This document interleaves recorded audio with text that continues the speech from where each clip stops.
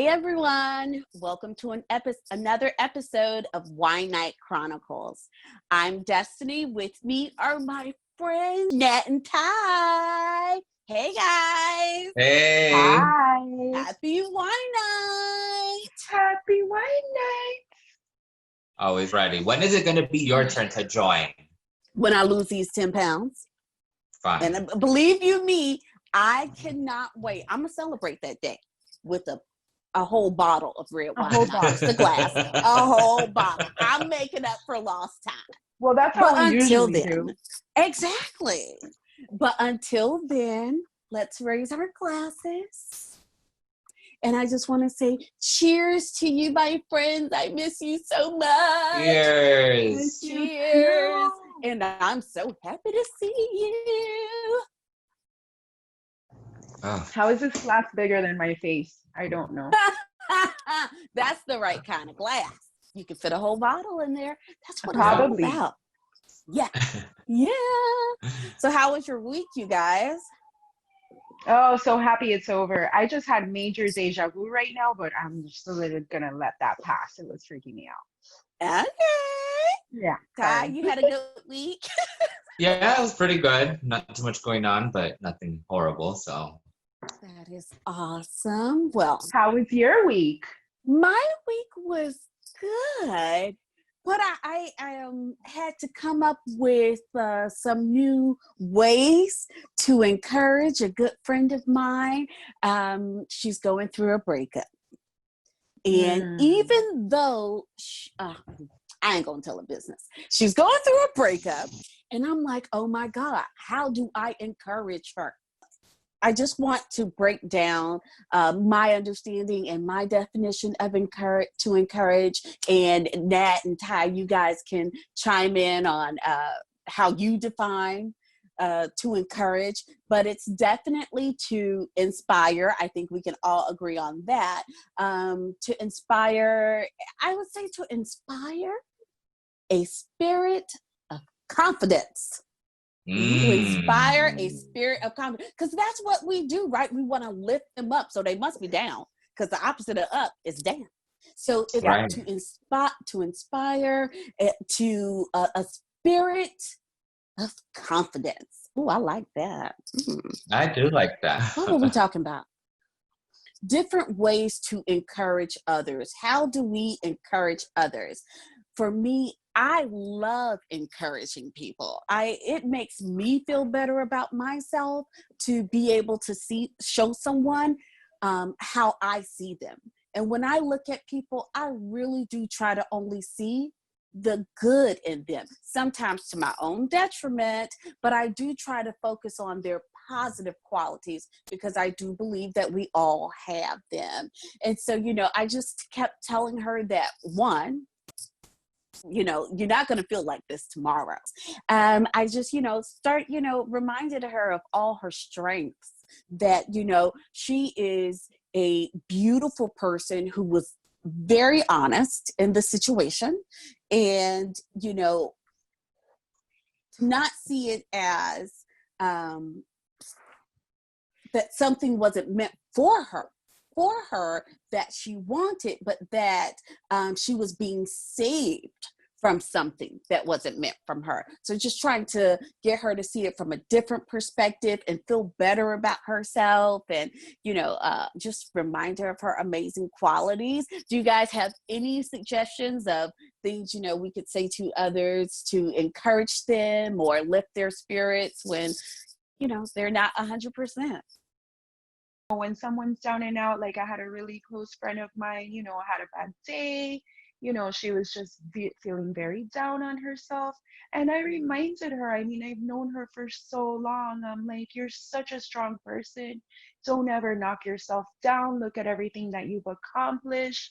You just have to remind them of their good qualities and why you look up to them. Like, I really look up to her as to how strong of a person she's been her whole life, so for her to feel that she's not enough, I was like, no, like, don't think that about yourself. I think that you're so amazing, and people just forget, like, they're so worried about that bad moment. And they don't realize that it, you know, like it's very cliche, but you say this too shall pass. And it's very true. I mean, I learned that after having my first son, you know, looking back now, I realized I had postpartum depression.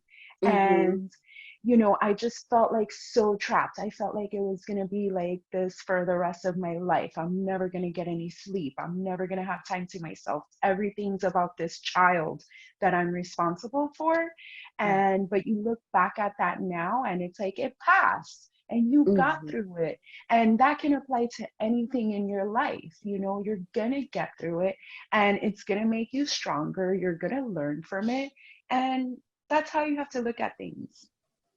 And you know, that does bring to mind, you know, I've been with my husband, well, we've been married for 5, it's gonna be 5 in August, but 10 overall. And about that confidence, like I was hugely self-lacking in that in the beginning of the relationship.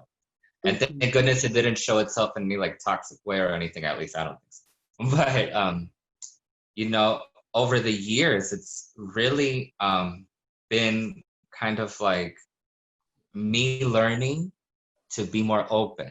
Like I remember I was going through something, this is like second or first year of our relationship, and I'm going through something with my family, everything is good though, right? But at the time things were like shaky and I was just internalizing it. And then at some point, like he just caught me and I was breaking down and he's like, what happened? And then I tell him, because I always had this idea, it's like, I can handle this. I don't want to bother people. And just that encouragement, right? Like that spirit of confidence, like you should feel confident enough to know that your problems have worth and you know who you express it with. So that's something that I have learned a lot. And that I've also, you know, especially with everything that's been going on in the past 4 months, I mean, people should be handing out encouragement like flyers because everyone is going through it right now, one way or another. So I love that definition. I think it's so perfect. That's a great one. Thank you. Encouragement, yeah. I'm not gonna say that it's my strong suit, but I'm not like totally unable to do it. So during this pandemic, I don't know if you've had the same thing, but you kind of reached out to people or they've reached out to you that maybe, you know, you have been out of touch for a while, and with this whole hiatus of things being suspended in the air. So I got in contact again with a friend of mine. So my friend, you know, we started talking to each other like more frequently, and she was sharing her problems, I was sharing mine, but I noticed that she was very, very, you know, in a place where she wasn't seeing everything that I remember her being, like what you were saying, that like people forget all the goodness that they have in them, right? And I also noticed how she was being very, very, very hard on herself, you know, and it seemed like it was a situation like where people get spread thin and it's, you know, there's so many things going on, and then some people internalize that and think, well, why don't I have this under control? And it's hard to have life under control, especially with all the situations that were happening in, you know, for her. So it was very important for me not only to be encouraging and be like, oh, you'll be fine. It was recounting all the good things, right, that I've known, like, well, remember that you've always been very resilient. You've always been proud of who you are. And I also made sure that whatever words I gave were honest. You want to encourage them, but you want to be honest with them too. I agree. Yeah. And you also have to make sure that the friendship is at that level, because a lot of people, including myself, don't want to hear it sometimes. Can't receive it. Can't receive it. Right. But And I that's like that. It's so important for you to include that honesty, because if you're going to encourage someone, it's not just for temporary relief. It's for them to find the motivation or the hope to get out of the situation, or to at least do what they can, because sometimes the universe does work against you sometimes. But there are still ways to manage through it. It's like, okay, things I can't control, things I can. And it's good to be that honest about that. Yes.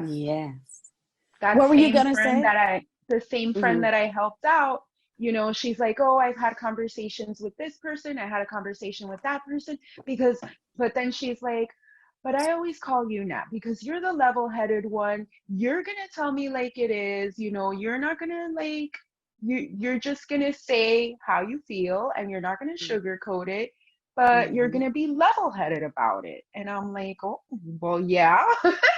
So, I mean, some people do look for that one person that's going to tell you like it is. And I do have that person that I go to, and I know that they're going to tell me, you're being a bitch or you're being a fucking brat, like get over You're yourself. psycho, right?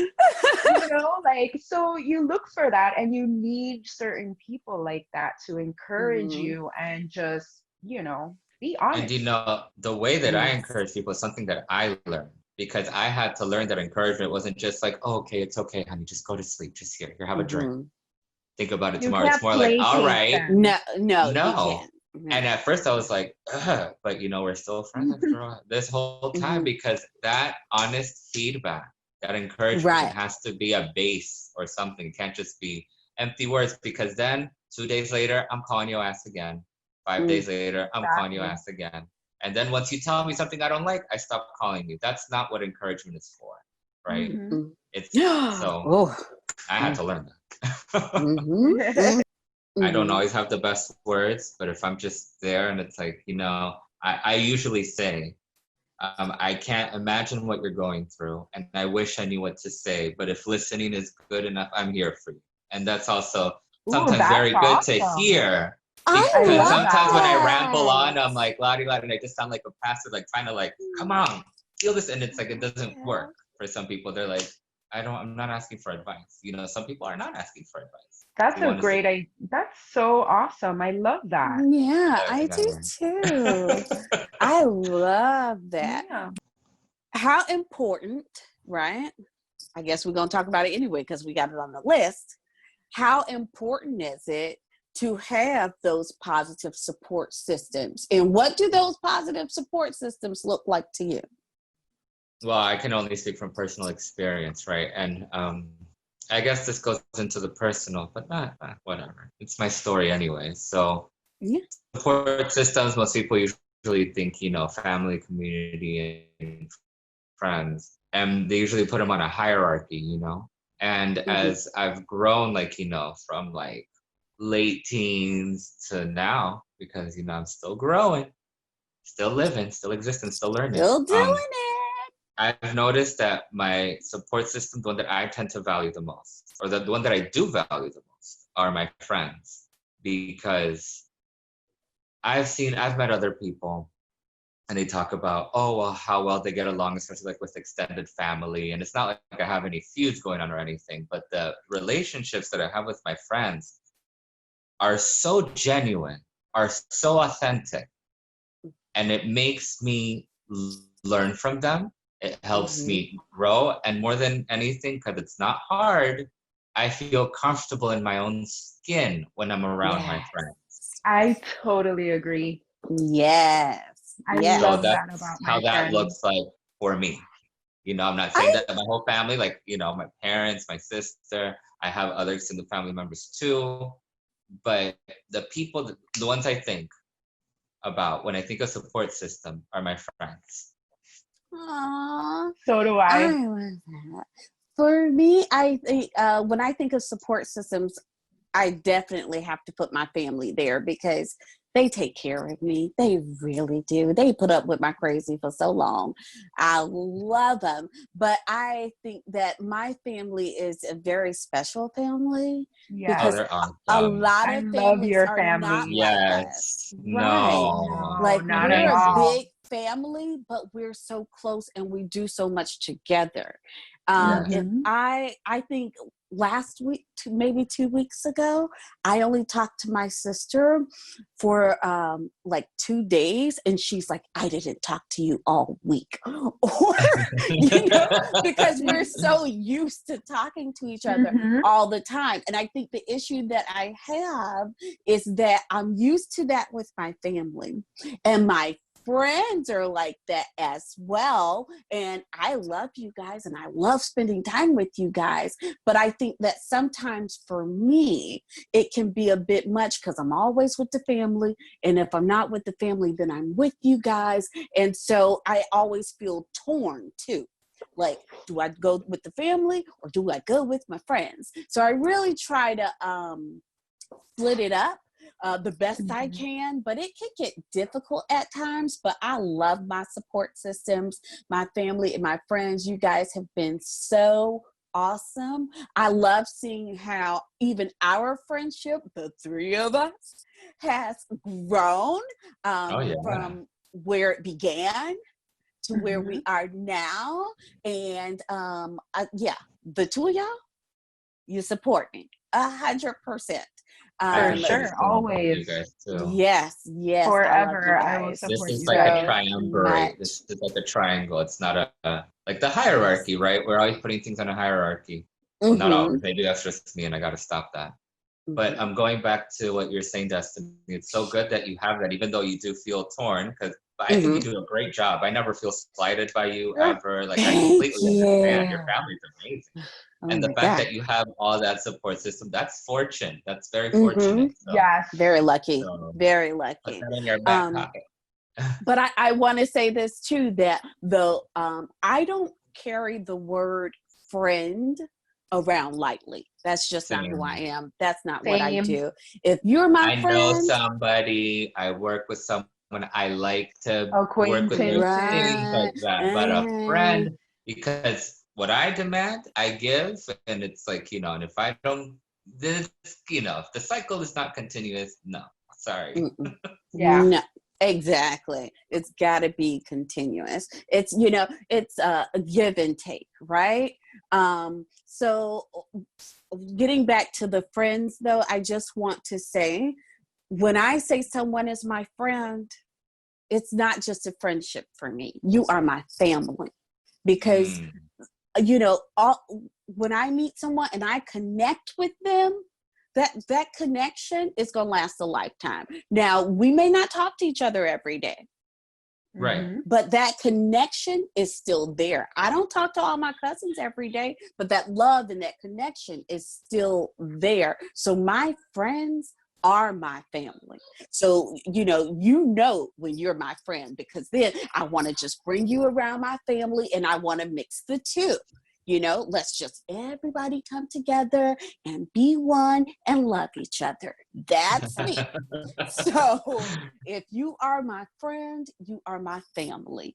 And if you're not my friend, Okay, with that being said, Nat, what's your support system look like? My support system, I agree with both of you guys totally. It's definitely my friends. I grew up, as an only child, so I don't have a big family. It was just, my parents and me. So of course I'd latch on to like my friends, because that's who I had, to talk to about stuff and all that. And most of my friends, we're all in like pretty much the same circle of friends. I mean, some of them I've known since I was 5 years old, middle school, elementary school, and they're still my friends to this day. And I don't consider them just friends. They're my family. I mean, we've had kids. Our kids have grown up together. They are my sisters. You're my sister. Ty, you're like a brother to me. Like, it's just, that those are the people that I have in my life, and I latch onto that and I love it. I'd also like to mention my husband. We've been married for 16 years, together for 18. Ooh. So that's awesome. He got the best years of my life, girl. They're still going on. They're not over. Listen, you still got good years in you. My young years. Let's say that.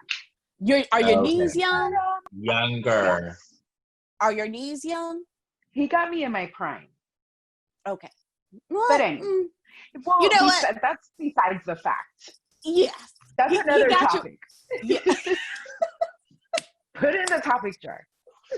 Yes, where is the topic jar? I think that what I've learned a lot from him and being in this relationship is, again, that I'm an only child. So cohabitating with someone and having to share my space and share my stuff, and like I have to communicate with another person. Like, I'm so used to just doing everything myself and being selfish, and it's me. you know, you learn a lot about, you know, sacrificing and all that. And he has put up with so much of my brattiness and, you know, the only child syndrome, yet, and he still loves me no matter what. He's seen me at my worst, he's seen me at my best, you know, we butt heads a lot, you know, but he's always just come back and he'll tell me, you know, I love you, you're gonna be fine, like very supportive, even though I like go crazy on him, you know what I mean?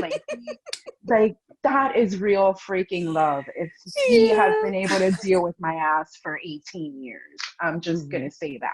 So yeah, because that's a long Opened time. up for Good for canonization you. soon, for And he sure. also taught, and I also love his quality that is completely opposite of me. He's a go-getter. When he wants something, he goes after it and he sets his goals and he does it and he accomplishes it. And that's, I That's think, an awesome. amazing trait that he has.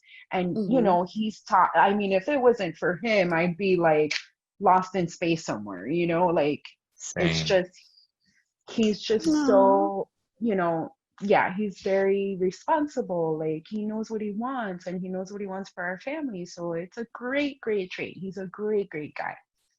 I learned a lot about being grounded too, like just like grounding yourself, because I was always all over the place and just Yeah. merry-go-round kind of world, you know? And it's And good it's to all have a me, bit me, of me. So stability. you have to like think of someone else, you know, and I learned that with him. And I think that also touches into like not just about, you know, our relationships with our spouses or significant others or intimate partners, just as people, you know, who we consider our friends or that we invite into our circle. Very important to always take into account gratitude, because those little things that you say like, oh, like you're still there for me even though I'm crazy.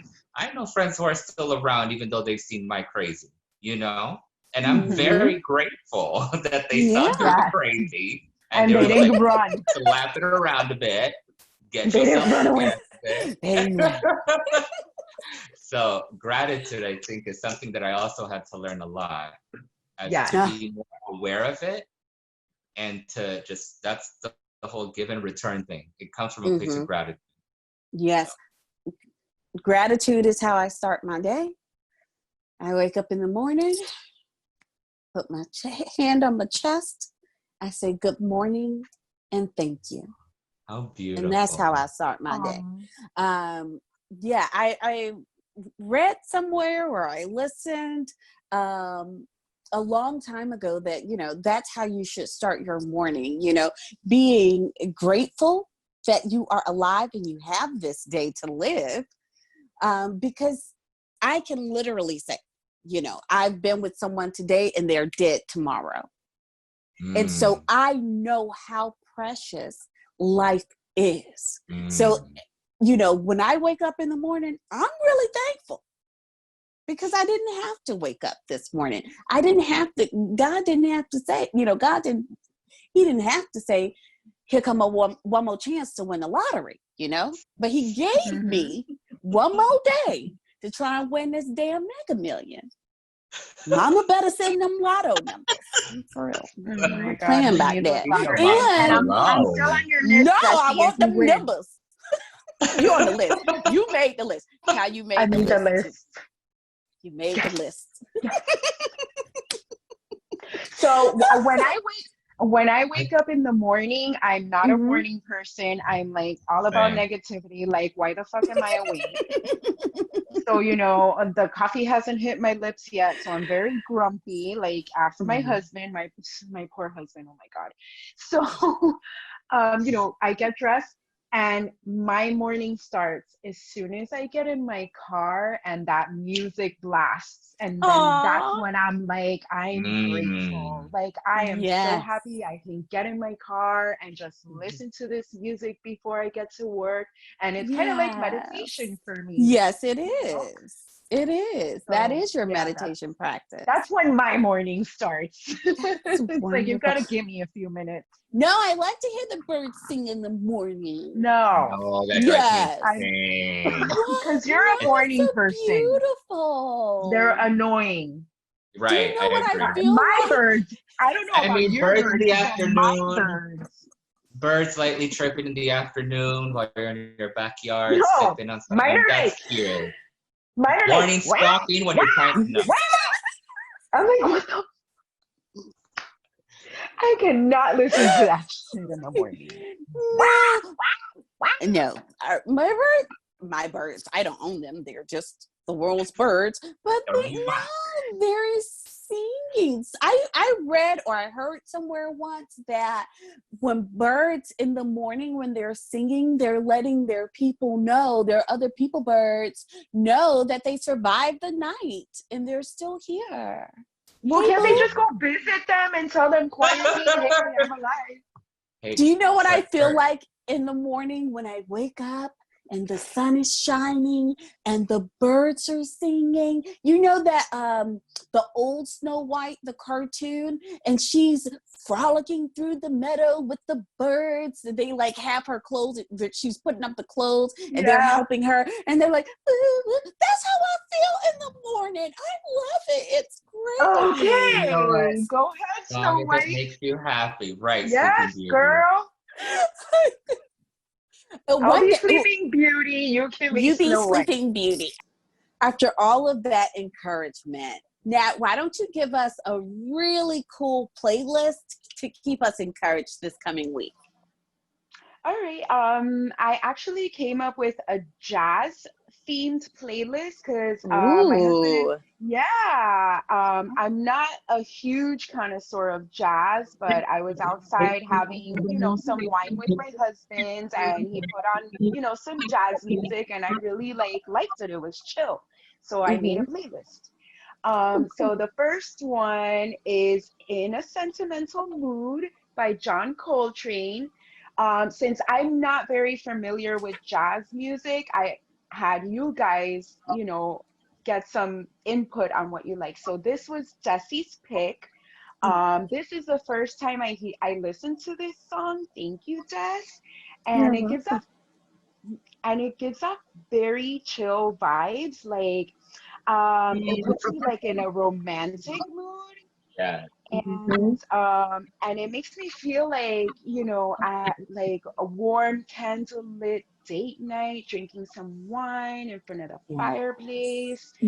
Very chill. I loved it. Love that song.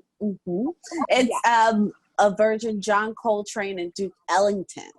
And absolutely amazing. Awesome. I love that song. I love it. For sure.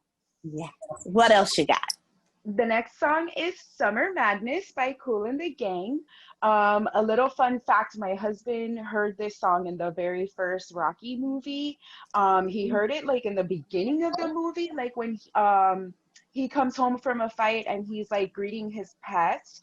And this song is not on the soundtrack, so he never knew what song it was. And then he didn't find out till like 20 years later that he moved here, to Florida and met his friend Mark, and he told Mark about it, and he's like, I know that song. So that's how he found out what the song was named. And then also Will Smith used it for his song Summer Madness. So maybe that's why you guys can recognize it. That's where I know it from. That song was awesome. I mean, it starts with like the bass and then the funk kicks in and then the psychedelia comes out of nowhere and it's just like, whoa, it's like, it was awesome. Such an awesome song. It's like a trip. I felt like I was on a trip. Yeah, it's really cool. It is. The next song is Linus and Lucy by Vince Guaraldi Trio.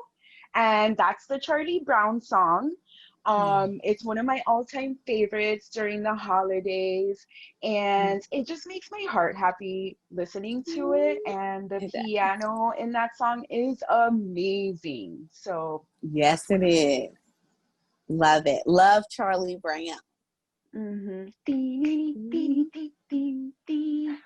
I just like picture Lucy on the piano. It's so cute. Yes. Linus on the piano. Linus with his blanket. Right. Linus with his blanket. Yes. I love it. The next one is Feel So Good by Chuck Mangione. I'm not sure how to pronounce it. Mangione. It's I'm sorry. Mangione. My Italian people are gonna like crucify me. Yes. Yes. Mangione. Sorry. Like Mangione. Mangione. So this is my hubby's pick. It Mhm. has really great trumpet in it. It Mhm. starts off very slow tempoed and it like really picks up, and it almost reminds me like a theme song like from a 70s show for some Mhm. reason, and I think it was used for a show back in the 70s, but I'm not Ooh. sure. If anybody can recognize it, please comment and let us know what show it's from, or if it's similar to Yeah. some theme song. I don't know why it sounded so familiar, but Yeah, let us that's know what you guys think. Comment below. comment. Teach us. Share with us. Yes. And then the last song is The Girl from Ipanema by Oh, Stan Getz and Astrud Gilberto. Good. I I love it. Googled the top 10 most famous jazz songs, and Mhm. this song was on one of the top 10s, and I was like, oh my God, I know this song. I love it. I've always loved it. And Mhm. it's just like her voice and her accent is so Yeah. sultry. Like So it just beautiful. makes, yeah, and it just makes me feel like I'm tan on vacation on a tropical beach somewhere with a cocktail, just like, Yes. like just Honestly, hanging Living your out. best life. I saw that on the list and I was like, oh my God, like that song speaks to me. I've loved it for years, and it's a song that I'll always, Aw. always go back to for some reason. Like it's just, Mm-hmm. and it just makes me feel, it makes me feel very sensual. And it Yes. Yes, just makes me feel like, I don't know, it's just, there's something so sweet she's so about it, but sultry. also so Mm-hmm. like not so innocent too, like kind of mixed Yeah. together. There's something about that song that just draws me to it every single time. A Mm-hmm. Yeah, great great. choice. Awesome Yes. song. Awesome. Awesome song. Awesome Hope you playlist. You guys nailed enjoy. Yeah. it again, Nat. Thank Nailed it you. again. Love it. Well, it's been a great time with you guys. Once again, as always, I love your company and I love your conversations even more. But this has been an awesome wine night. I've had so much fun. Thank you guys for being here. Let's cheers to another Yes. Cheers. wonderful wine night. Cheers to that. Oh yeah. Cheers. Cheers. Mm. Mm. That was a good time. And I cannot wait to do this again. I will see you guys next week. Love you, mean it. Love you Love guys. you. Bye. Bye.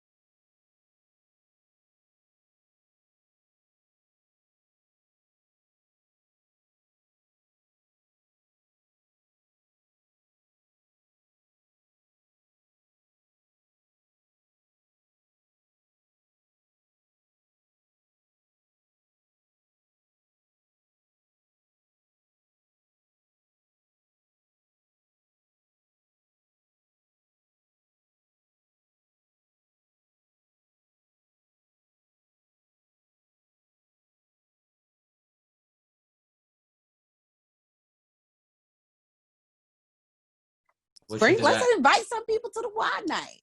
You want to come to wine night? Come on. Mhm. Let's do it. That would be fun.